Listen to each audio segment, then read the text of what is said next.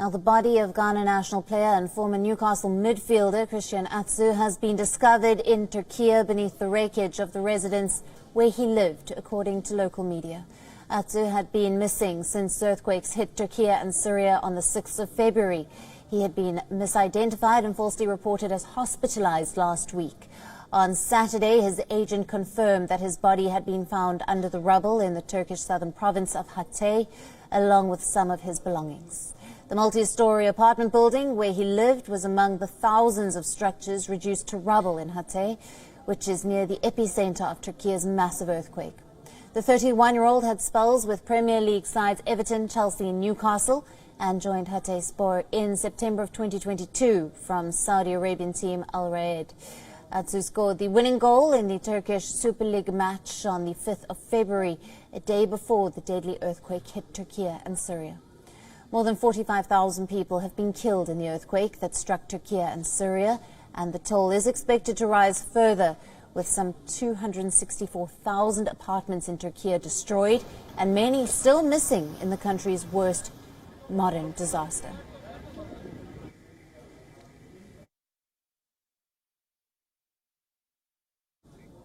Now, Turkey and Syria are still reeling from the effects of the devastating earthquake that struck nearly 2 weeks ago.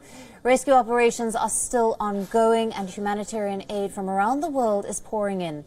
In a miraculous rescue operation, Turkish rescuers on Saturday pulled 3 people alive from the rubble in the southern province of Hatay after 12 days. This included a 12-year-old child. The 3 were buried for over 296 hours under the rubble. The child rescued could not survive and died later. The rescue teams are still looking for survivors, but the numbers of those rescued alive has dropped to just a handful in the past few days. The death toll in Turkey alone has crossed 39,000, while the overall death toll stands above 45,000.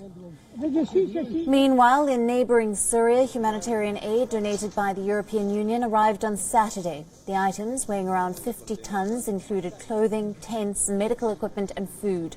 The aid initially arrived in Lebanon through a ship from Italy, after which it was taken to Syria. Now, Italy's charge d'affaires in Syria said that it was not the time to play politics and appealed to the international community to help people affected by the quake. So now it's not time to talk about politics, because politics then create other problems. We need to join together. That's the real message that I will bring here from my government. Join all together, all the international donors, all the community, all the actors, also the people, to try to address this tragedy, which is a big tragedy. I have spoken with the doctors that they came here, the Italian doctors. They went on the field and they told me that the situation is very, very, very dire, very problematic. So now it's time to join together and to try to help who's been affected. Syria has reported more than 5,800 deaths. The United Nations said that over 9 million people in Syria have been affected, and a $400 million appeal to help the country has been launched by the UN. We are now available in your country. Download the app now. Get all the news on the move.